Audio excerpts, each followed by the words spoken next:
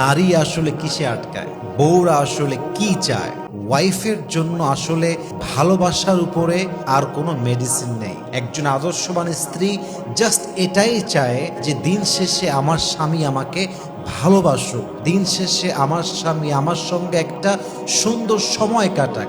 আপনার ওয়াইফ রাগ করে আছে, রোমান্টিক কবিতা বলতে পারেন, এটা দরকার আছে। ভালোবাসা কখন পারে জানেন? যখন আপনি গিফট দেন, সারপ্রাইজ দেন। হাদিসে এটা আসছে যে হাদিয়া, গিফট, এটা ভালোবাসা বাড়িয়ে দেয়, এটা আকর্ষণ বাড়িয়ে দেয়, এটা টান বাড়িয়ে দেয়। পুরুষদের সবচেয়েতে জানার ব্যাপারে আগ্রহ হচ্ছে মেয়েরা আসলে কি চায়, বউ আসলে কি চায়। বাংলাদেশের সবচাইতে ভাইরাল প্রশ্ন, নারী আসলে কিসে আটকায়, বউরা আসলে কি চায়, বউদের চাহিদা আসলে কি। আমি জাস্ট কয়েকটি কথা শেয়ার করছি, যদি আপনি এই কথাগুলো শুনতে পারেন আপনার বিবাহিত জীবনকে সুখী করবে একজন। বলেন সবাই, তিনি কে?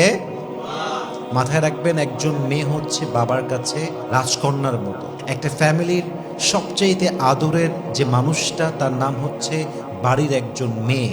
বাড়ির একটা মেয়ে যে কি আদর পায়, কি সোহাগ পায়, কি ভালোবাসা পায়, এটা আসলে বলে বোঝাবার মতো কোনো ক্ষমতা আমার কাছে নেই। মাথায় রাখবেন, বাবা মায়ের পরে সবচেয়ে বড় দায়িত্ব একজন মেয়ের ব্যাপারে পালন করবে তার স্বামী, ঠিক কিনা বলেন?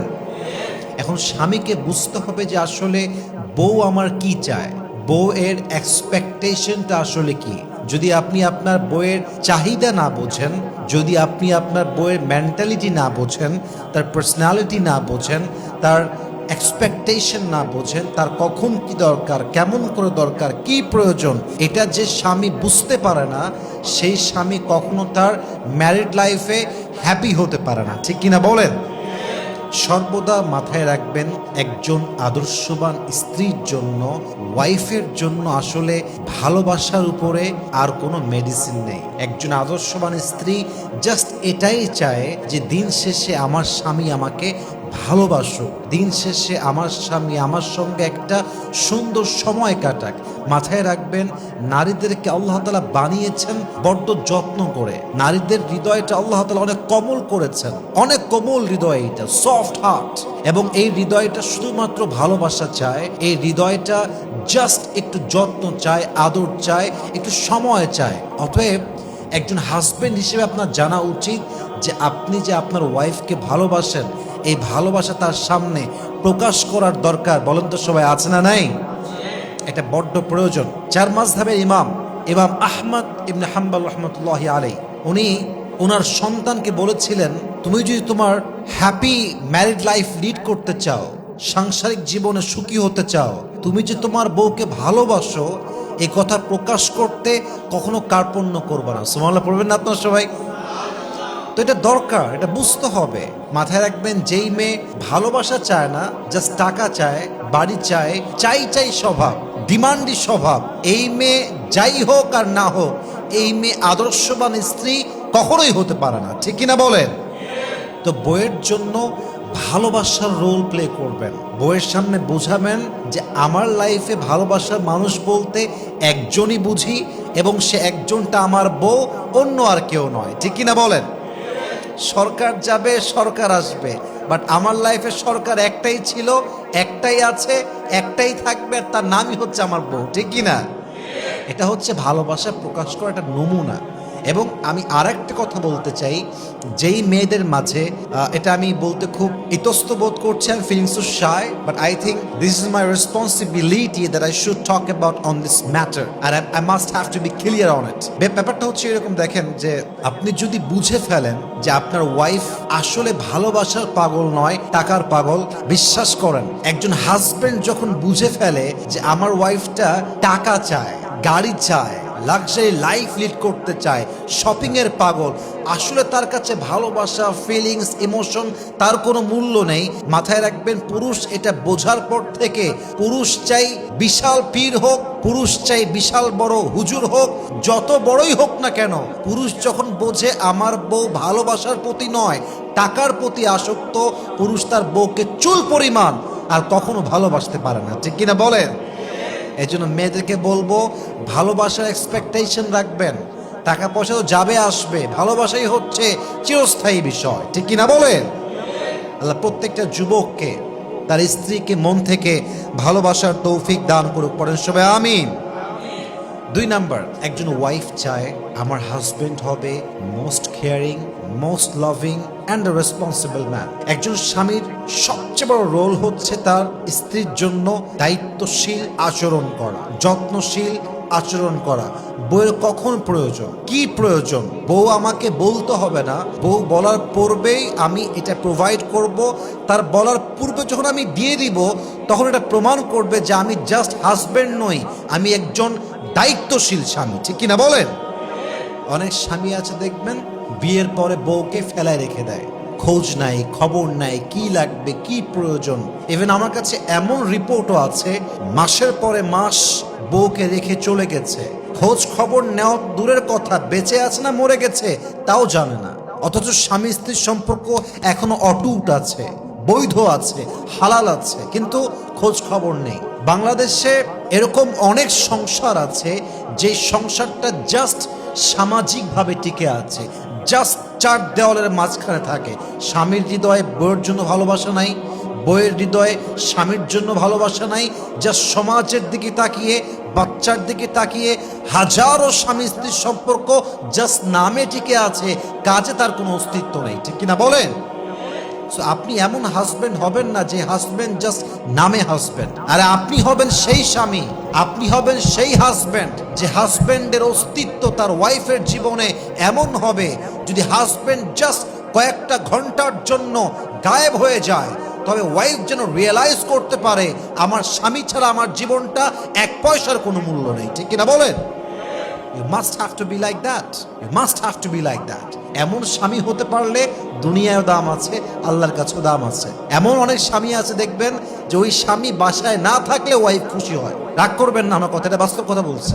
এমন অনেক স্বামী আছে যে স্বামী কথা কম বললেই ওয়াইফ খুশি হয়, কারণ ওয়াইফ জানে এই স্বামী বাসায় আসলে জুলুম করবে, অত্যাচার করবে, নির্যাতন করবে, গায়ে হাত তুলবে। ইভেন অনেক ওয়াইফ তো দোয়া করে যে আল্লাহ স্বামী যেন বাসায় ফিরে না আসে, বাসায় না আসে। এটা এই জন্য নয় যে সে স্বামীকে ভালোবাসে না, এটা এই জন্য কারণ তার স্বামী এটা কোনো মানুষের বাচ্চা না, এটা জানোয়ারের বাচ্চা, ঠিক কিনা বলেন? এরকম অনেক স্বামী আছে, এটা আপনি জানেন না, অনেক স্বামী আছে। এজন্য স্বামী হিসেবে you must have to be responsible, you must have to be caring. যত্নশীল পুরুষ হচ্ছে পৃথিবীতে সবচেয়ে দামি পুরুষ। একজন আদর্শবান স্ত্রীর কাছে টাকাওয়ালা পুরুষের চাইতে, বড়লোক পুরুষের চাইতে যত্নশীল পুরুষের দাম হাজার, লক্ষ, কোটি গুণ বেশি।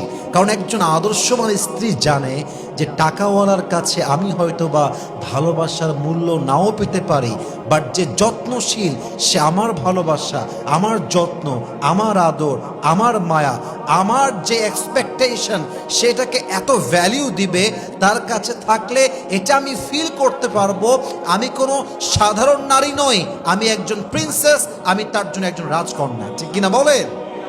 She will feel like this, she will feel like that. So এজন্য রেসপন্সিবল হবেন, যত্নশীল হবেন। যত্নশীল যে পুরুষ নয়, দায়িত্ব নেওয়ার ক্ষমতা যার মাঝে নেই, সে ম্যান নয়, সে একজন বয়। আর বয়দের জন্য বিয়ে নয়, বিয়ে হচ্ছে ফর দ্য ম্যান, পুরুষদের জন্য। অতএব আজ থেকে আমরা নিয়ত করলাম আমরা কখনো আমাদের লাইফে ইররেসপন্সিবল হব না, আমরা সবাই রেসপন্সিবল হব, দায়িত্বশীল হব। বলেন সবাই ইনশাআল্লাহ। 3 নাম্বার, এই পয়েন্টটা মাথায় রাখবেন। একজন ওয়াইফ আপনার কাছে অনেক কিছু চাইবে না, ও চাইতে পারবে না।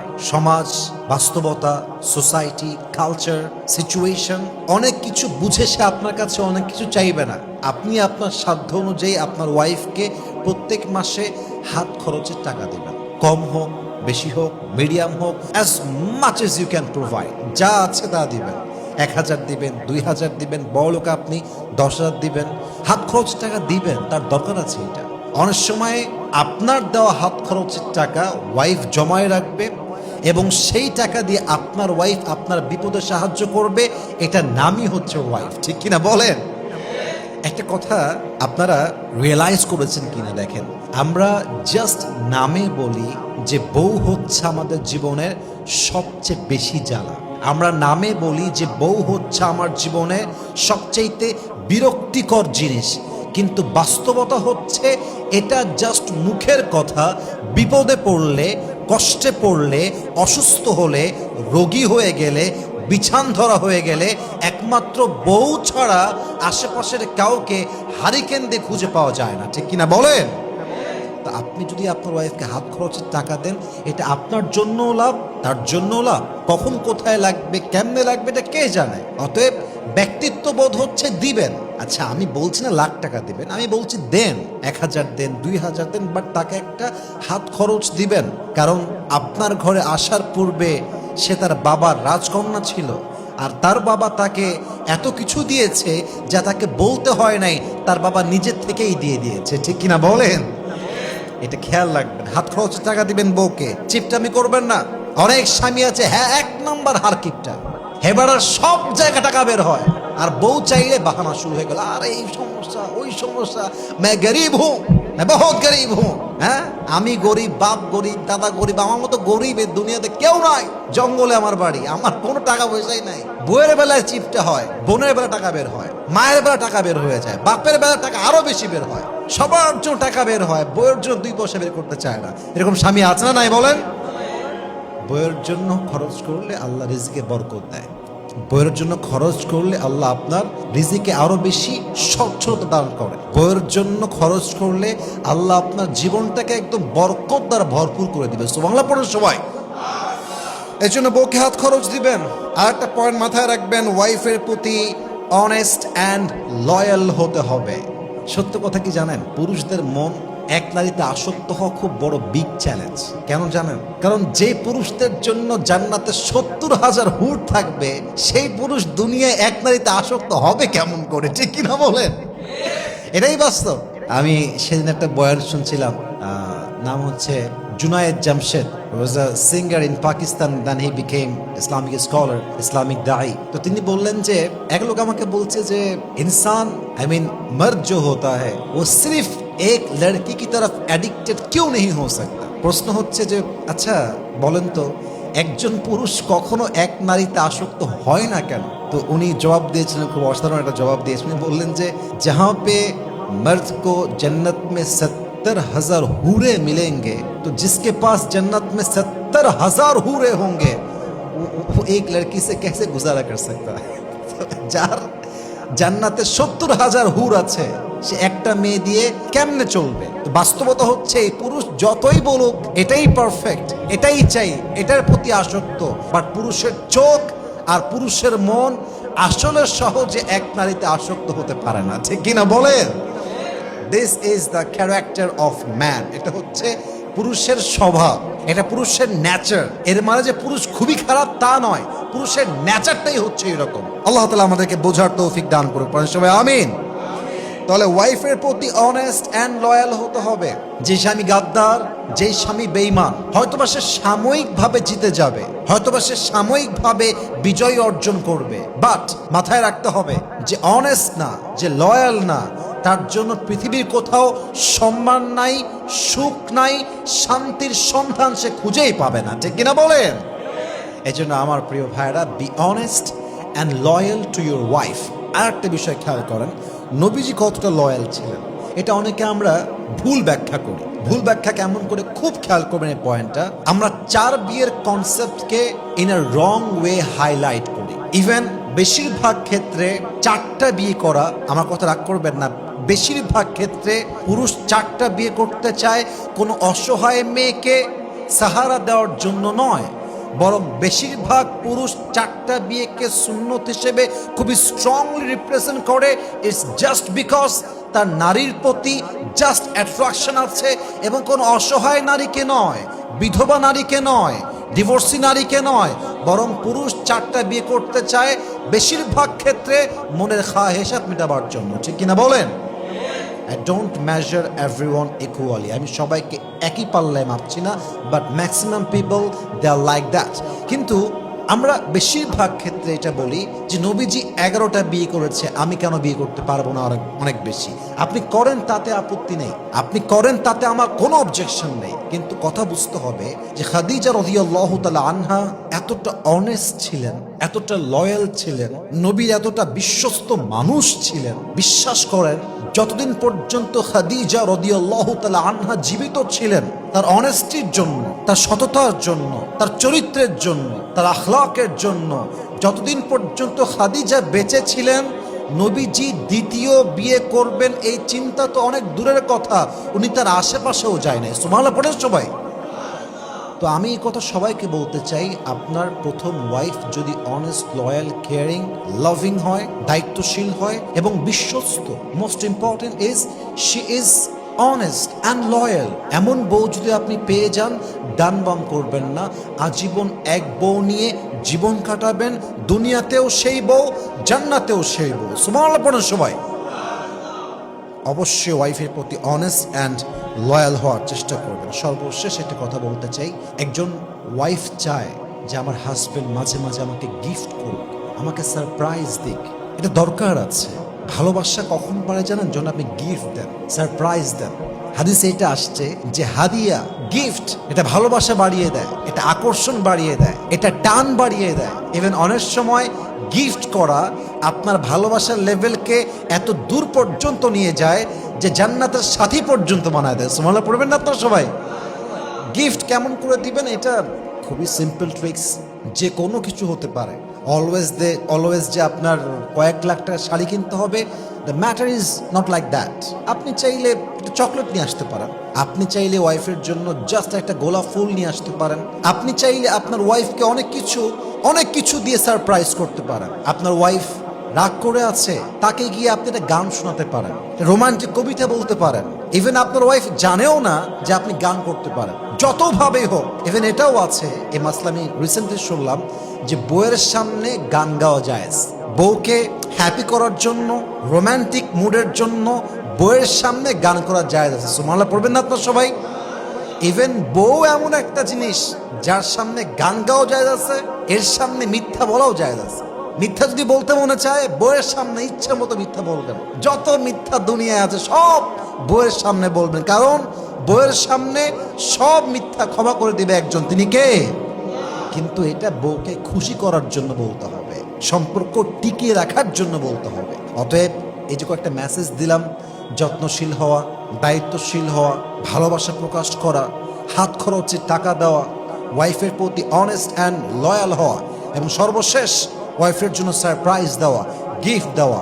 আল্লাহ সবাইকে এই তৌফিক দান করুক। আমার সকলে জবান খুলে, দিল খুলে পড়ছে আমিন।